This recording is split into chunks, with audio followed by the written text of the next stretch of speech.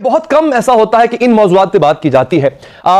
ठीक है, मैं मानता हूं कि हमारे मुल्क के अंदरूनी मसाइल अभी बहुत ज्यादा हैं। All every day is a happening day, और वो मसाइल से जान छुड़ा नहीं सकते। ऐसा हो नहीं सकता कि हम सरफ नजर कर सकें।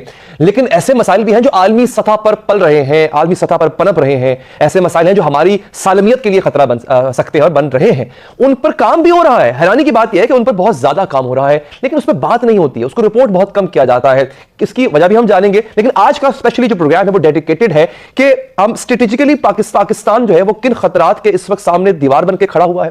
पाकिस्तान को महफूज रखने वाले वो क्या सोच रहे हैं, उन्होंने किस किस तरह से महफूज रखा है पाकिस्तान को। हमारे इर्द गिर्द के ममालिक क्या चाह रहे हैं, क्या सोच रहे हैं, क्या कर रहे हैं और क्या करेंगे पाकिस्तान के हवाले से आगे क्या क्या। एक यूं कह लें कि हम जब इंटरनेशनल अखबार पढ़ते हैं तो इस वक्त चर्चा हो रहा है हर तरफ, और वो भरपूर चर्चा किया जा रहा है। अनफॉर्चुनेटली हम उस तरह से इंटरनेशनल न्यूज़पेपर्स में अपनी जगह नहीं बना पाते हैं for all the good reasons.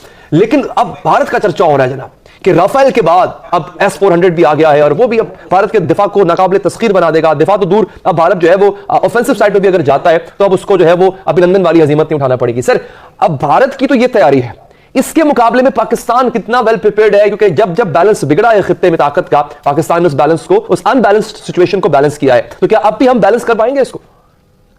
देखिए, हथियार जब ऑफेंसिव हथियार तैयार होते हैं तो उनका तोड़ भी साथ ही साथ लोग सोचना शुरू कर देते हैं और तैयार होना शुरू हो जाते हैं इसमें। हमें समझने की बात यह है कि भारत का जो ओवरऑल रवैया है वो हमेशा से ही एग्रेसर का और ऑफेंसिव का रहा है। वो जब से भारत मार्ज़ वजूद में आया है उस वक्त से आज तक उसका अगर नक्शा देख लें तो तकरीबन अपने से 40% ज़्यादा बढ़ चुका हुआ है। उसकी अगर आप फोर्स कॉन्फ़िगरेशन देख लें तो वो डिफेंसिव नहीं है, वो सारी ऑफेंसिव है।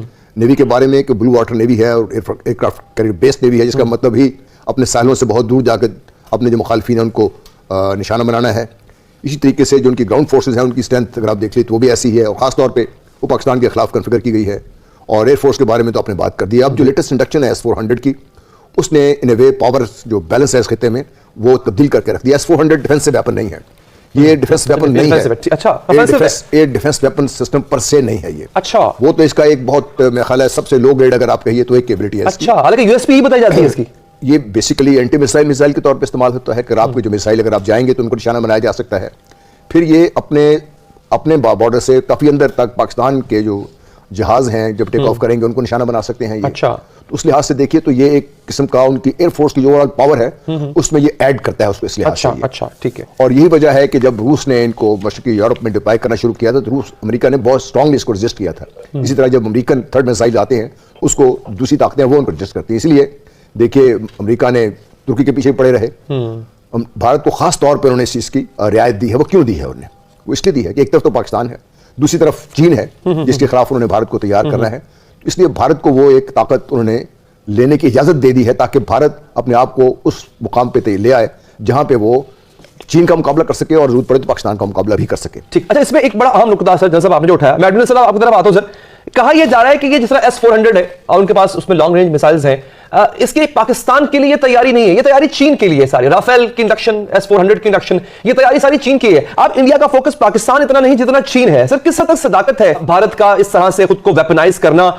किसी के लिए तो है, अब खाली नुमाइश के लिए तो वो नहीं कर रहा ना, मतलब कि कल को वो दिवाली में फोड़ेगा उनको, कहीं ना कहीं तो इस्तेमाल करने होंगे उसके, किसी को थ्रेट करने के लिए कर रहा है। अब नजर तो हमें सामने दो चीजें आ रही हैं, एक तरफ चाइना, एक तरफ पाकिस्तान है, तो उन दोनों में से किसी एक के लिए तो है। लेकिन जो बात एडमिरल साहब ने कही उस पर भी आप अपनी राय दीजिएगा कि क्या वाकई ही पाकिस्तान अंडर थ्रेट रहता है? पिछले 70 साल से हमें बिल्कुल कहा गया पाकिस्तान की सालमियत को खतरा है, और खतरा हुआ भी, अंदरूनी तौर पे भी, बैरूनी तौर पे भी हुआ। लेकिन सर, क्या ये खाली एक वेग किस्म का नैरेटिव है जो बनाया गया है, या वाकई पाकिस्तान को खतरा रहता है पाकिस्तान की सालमियत को? जो सिक्योरिटी पैराडाइम्स हैं उसके अंदर दो चीजें बहुत इंपॉर्टेंट हैं, एक इंटरनल सिक्योरिटी और एक्सटर्नल सिक्योरिटी। दी एलिमेंट जिसको हमें केटर करना चाहिए as military force is more to do with the external threats. Internal security matters एक अपने डोमेन है।